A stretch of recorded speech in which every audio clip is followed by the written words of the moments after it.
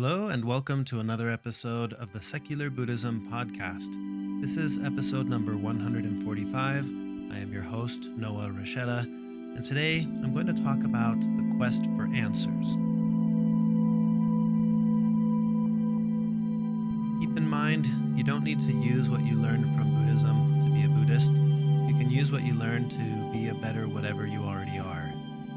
If you're interested in learning more about Buddhism, check out my book, No Nonsense Buddhism for Beginners, available on Amazon, or start out with the first 5 episodes of this podcast.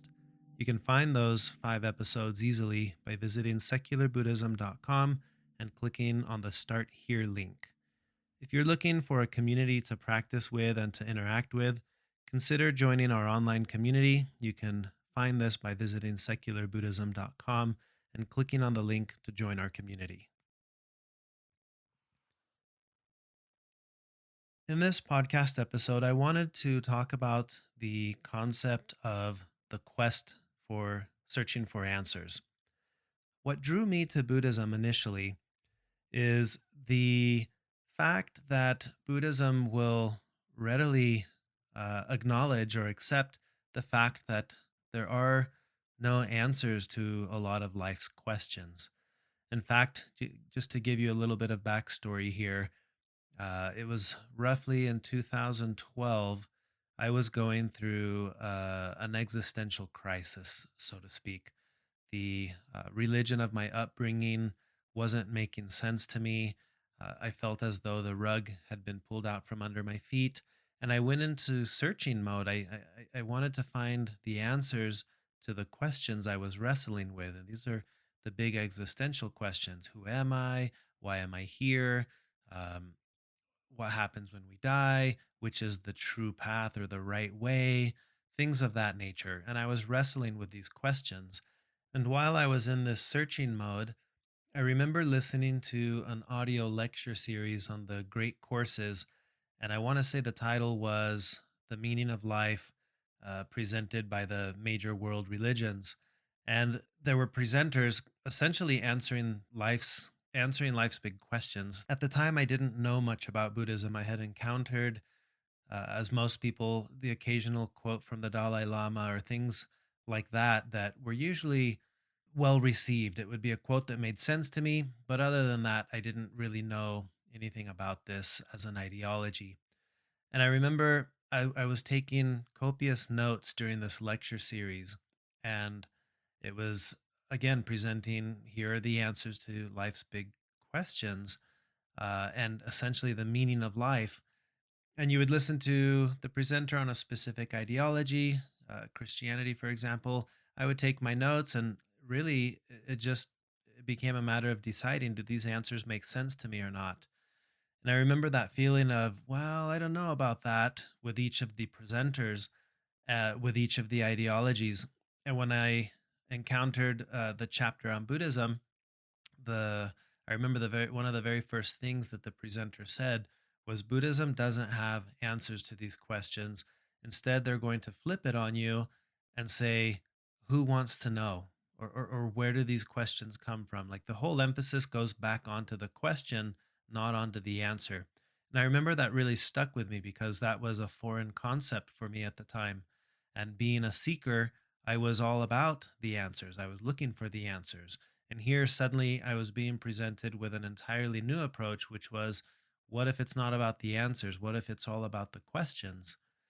Now, this is a topic that I want to share because December is an important month celebrated in some schools of Buddhism. We have in December the celebration of Bodhi Day, which is the day that the Buddha was enlightened. In other traditions, this is celebrated in early January. So, either way, this topic is a meaningful topic for this time of year, December and January.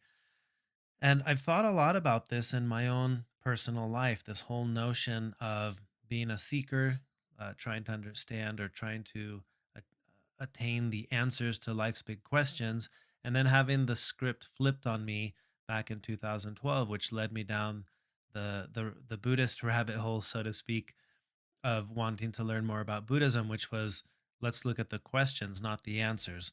So I think it's a meaningful topic. And again, that's what drew me to Buddhism, my search for answers. And I want to correlate this with a couple of teachings and stories that I've encountered since that time in 2012 as I started studying Buddhism. And as many of you know, eventually went down the path of becoming a lay minister and just devouring Buddhism pretty much since 2012 to the point where I felt comfortable enough to start sharing Buddhism and sharing these concepts and ideas, whether it be in books or on the podcast. Um, so the notion of questions and answers is a big one for me. There's a story, and I've been looking for this ever since I first encountered it. I forgot where I first saw it, and I was searching for it so that I could reference it in this podcast episode, and I couldn't find it. But to paraphrase the story when I first heard it, and I know I've shared it on the podcast before, it's the story of a monk who was trying to achieve enlightenment, and he asks the teacher that he's working with, how can I achieve enlightenment? And the teacher says, oh, that's quite easy actually. um, Meet me at the top of this hill every day and bring me a stone. Once you have the correct stone or the correct rock, um, I'll be able to share this with you and you'll be enlightened. And the monk was pretty excited to hear that. So he starts taking stones every day up to the top of the hill where the teacher's waiting for him. And every day he's getting the same answer. No, that's not the right stone. Go find the right stone. And he goes back down, and every day it's the same process. And this goes on for weeks and for months and months into years. And this monk, uh, every day he's carrying up stones, every day getting the same answer. That's not the right one, and he's trying heavy ones and sharp ones. And one day, out of uh, pure frustration, he's climbed the hill with what I imagine was a very heavy stone. Gets the same answer. No, that's not the right stone. And out of frustration, he just drops the stone and says, "I'm done. This is ridiculous. I'm not bringing any more stones up this hill. I There is no right rock." And the teacher tells him, "Yeah, you're right." And at that moment, the monk becomes enlightened. Now, of course, when they tell you these stories, they just kind of leave it open ended that way. And you're left as the listener to think, what? What the, what's, what's the rest of the story? What does it mean to be enlightened? And in a very real way, we end up going on that journey, right? With our questions. Anytime we have a big question, whether it's the big existential ones or other ones that may not be quite as existential, but are certainly relevant in our day to day lives, we have these questions and we present answers like we would stones. Is this the right one? And then, under the scrutiny of whether it's ourselves or our religious authorities or friends or someone, shoots it down and says, no, that's not it. And you keep going, right? You keep going up this hill with more and more and more. And sometimes you'll think I do have the right one. Um, but in reality, for most of these questions, there is no correct answer. There is no correct stone or correct rock.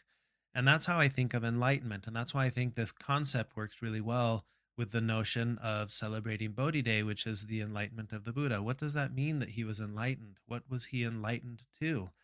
And I like to think of it like this, that the path to peace, where we would think having the answer is the path, I think it's more along the lines of no longer having the question. In fact, when I imagine the Buddha and you see him in paintings, or he's always depicted as having this like ultimate sense of peace or ultimate serenity, I like to imagine he's not sitting there in peace and serenity because he secretly knows the answer to whatever life's question was. I like to imagine that what really happened is he no longer wrestled with the question. And if you think about it, those are the two main approaches to peace in life, right? If you have a difficult question that you're wrestling with, one path, which I would say is the normal path of most religions, is to give you answers. And when you have the answers, if you're satisfied with the answer, you feel a sense of satisfaction that that could indeed be the answer, then you're left with a sense of peace. And the sense of peace doesn't come necessarily from having the right answer, it just comes from having an answer. Any answer, as long as you believe it's the correct one, you're going to feel that sense of peace. Now, Buddhism goes the other route, and on the Buddhist path, it's not about having the right answer, it's about minimizing the relevance of the question. So you reach the point where the question no longer matters, and then you have that same sense of peace. Now, taking this back to that whole notion of the Zen story of the monk carrying the rocks up the hill, it's the same thing, right? Like you can carry the rock up the hill, and if at some point the teacher says, "Hey, that is the correct rock," oh, yay, I'm done with, I don't have to carry these rocks anymore. I have the right or the right one. Um, that monk would have had a sense of peace that would have been like, I did it. I got it. This is the right one. But that peace would crumble the moment that comes into question and someone else comes along, maybe another teacher, and says, I don't know that that's the right rock. Uh oh. Now the whole inner turmoil starts over again, right? He's going to be questioning, what if this isn't the right rock? So and so says that the right rock is one that's, 1 pound heavier or something along those lines, and there you are in the midst of the turmoil again, wondering if you should start bringing rocks up the hill again. That's the danger of having peace come from the answer, or peace coming from having the right rock. Now, the other path, this monk carries the rock to the point where he's exhausted and he drops the rock. He's not going to bring another rock up. He's done. He's totally dropped the game of bringing rocks up the hill. That could also be a sense of peace, because he's not even going to attempt to bring the right rock anymore, because he's given up on the quest. There is no right rock, is where he has ended mentally. And if there is no right rock, then I don't need to keep bringing these stupid things up the hill. I'm done. Now, that could also be a sense of peace, is no longer having to worry about carrying rocks up the hill. Now, that peace could also be disturbed at some point if he were to start doubting, well, maybe there is a right rock. Maybe I should keep trying. What's going to happen if I finally do find the right rock? Oh, maybe I'll try it again. And maybe he takes a break. And then maybe in several months, he starts taking rocks up the hill again. Well, the Buddhist path, to me, in my mind, is very much the path of dropping the rocks, very much the path of dropping the questions. Now, the serenity of the Buddha, and like I would also imagine this is the serenity that I observe in other great teachers of our times and of the past, and probably of the future. When you encounter these teachers and there seems to be such a calm, peaceful serenity to them, that inner peace, in my view, doesn't come from harboring answers or from thinking they have the answers to any of life's big questions. I genuinely think it comes from no longer having to wrestle with those questions. The questions become irrelevant because they're so anchored in the here and the now, that there is no internal struggle that says, oh, what if I don't have the right answer? Because the question's not even there, itching to be answered anymore. That to me is the beauty of this path. The path to peace is not, it's not in having the answer, but it's in no longer having the question. So, like I said before, this is certainly relevant with the big existential questions. Who am I? Why am I here? What happens when I die? We want the answers to those things, but the true peace would come from not having to worry about who I am or why I'm here or what happens when I die. If I genuinely no longer wrestle with the question, I'm going to have that peace and serenity. But to me, again, aside from the big existential things where Buddhism becomes extremely relevant in day to day life, is how does this apply to our day to day life questions? Maybe they're not quite existential in nature, but they're still relevant questions that we wrestle with in our day to day lives. These are questions like, am I likable? Am I doing the right thing? Um, am I worthy? Am I raising my kids the right way? Am I on the right religious path? Do I have the correct political views? Um, those types of questions. What if, right? What if I had done this differently? What if I had married this other person? What is this person thinking of me? Uh, those are questions that we wrestle with in day to day life. Do my do my friends like me? Um, so again, let's just take that one as an example. Does so and so like me?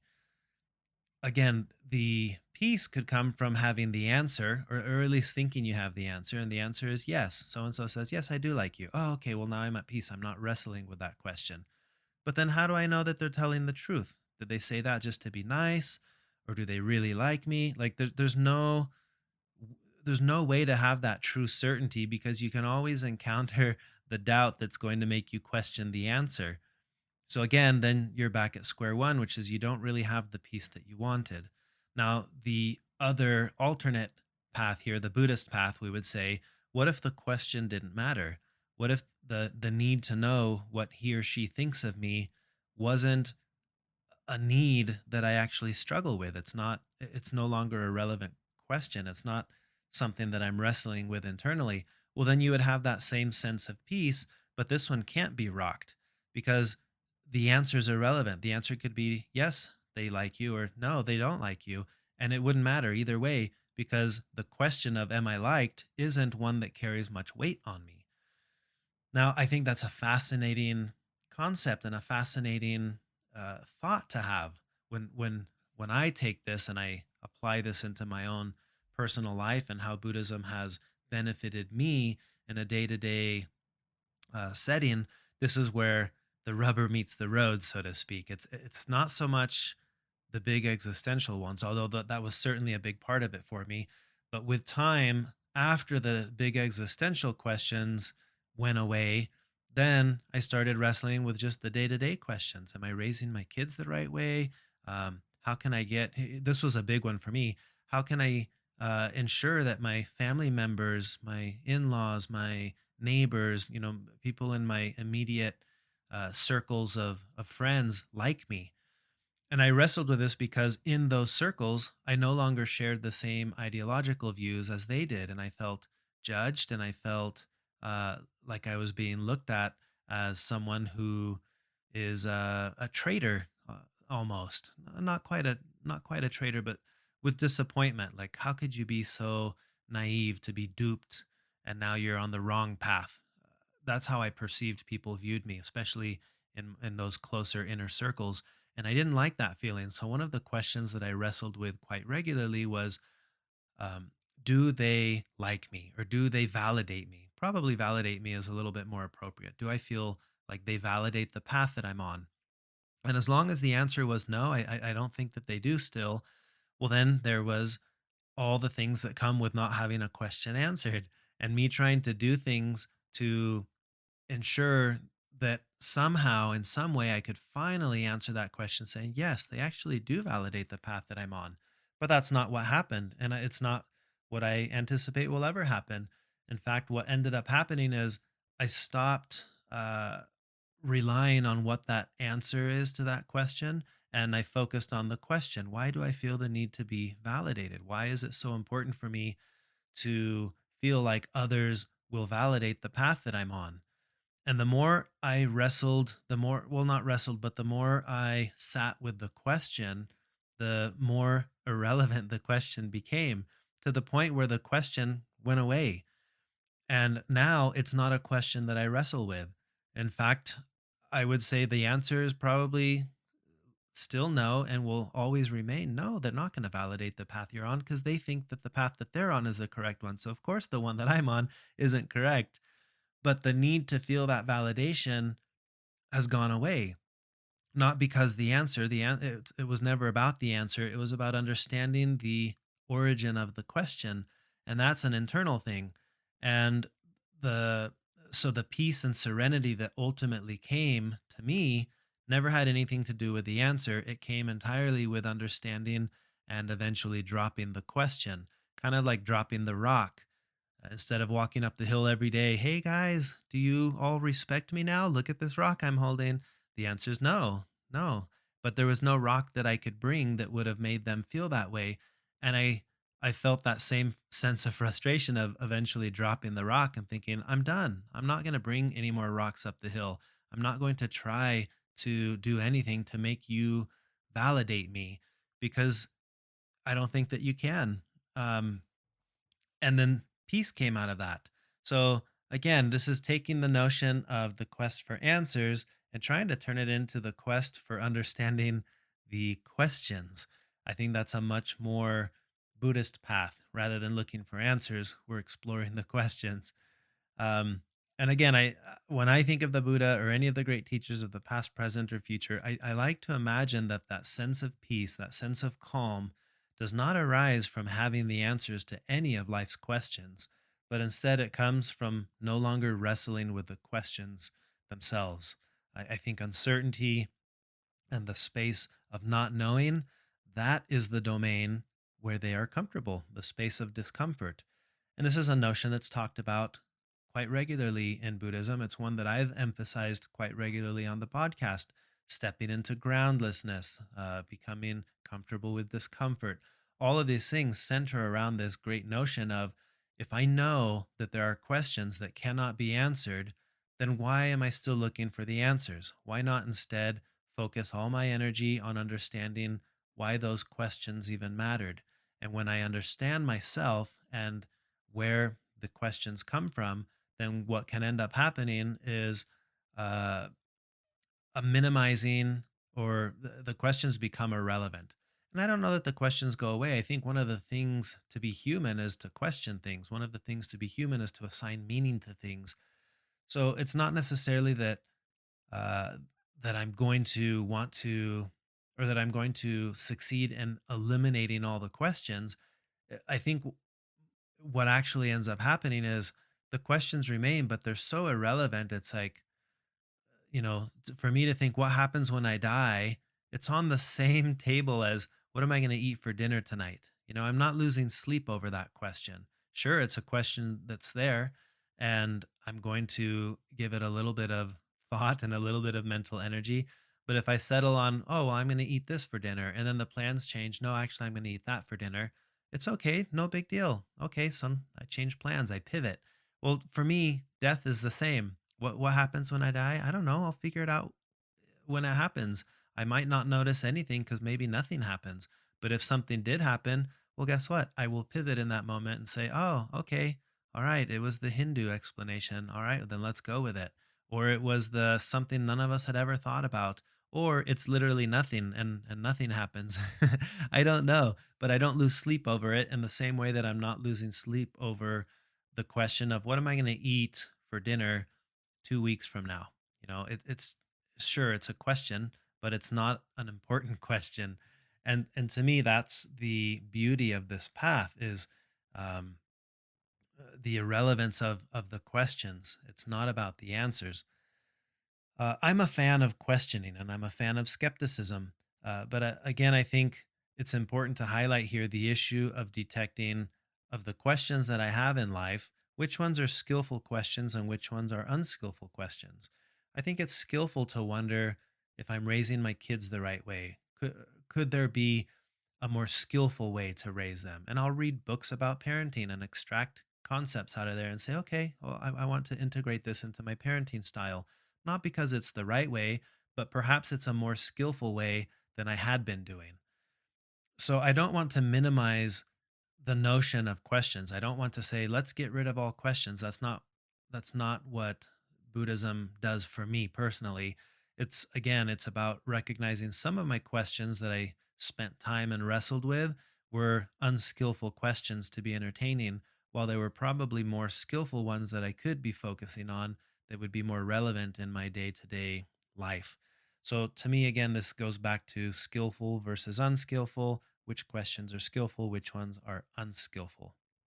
Now, again, referring to this month and next month, celebrating Bodhi Day, the enlightenment of the Buddha, the concept in Buddhism is called nirvana.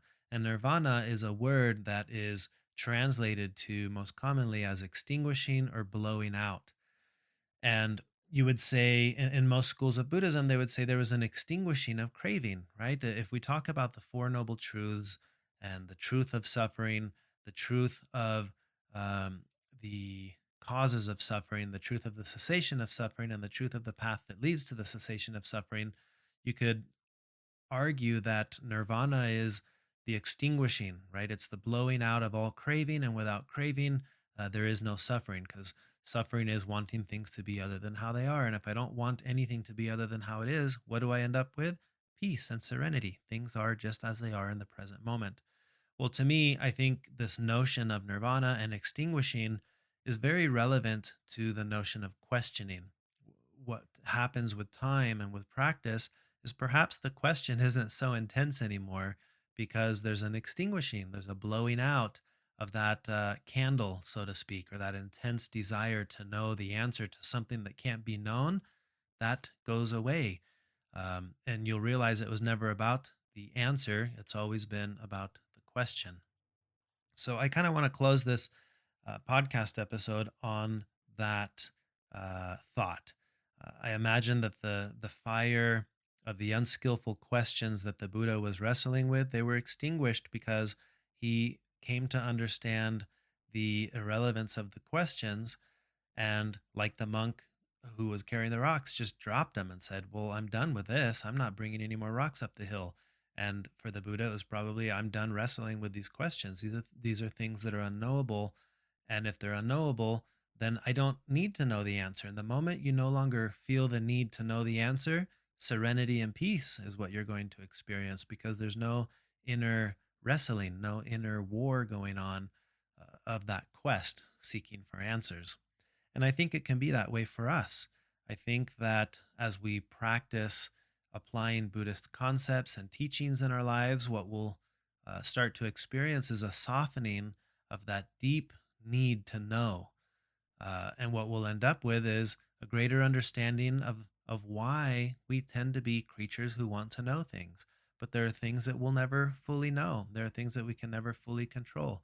How I perceive myself, how I perceive that you perceive me, how I perceive life should be versus how life is. Like all these games that we get caught up in where we are the ones on the quest seeking answers, I hope that we can shift gears, focus a little bit more energy on understanding the questions.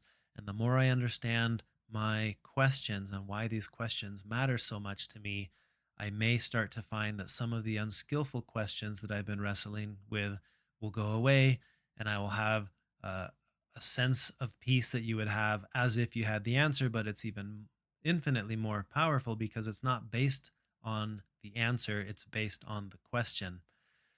So that's been my experience as I practice these things. I often say the people out there who feel like they're in a good place in life because they have the answers don't realize how fragile that piece is because the moment those answers come into question, there's going to be the inner piece is gone. And I don't think it's about the answer. It's not having the right answer. It's the fact that they have any answer. And this is why you have people who are very content in almost any ideology because they feel that they have the right answer.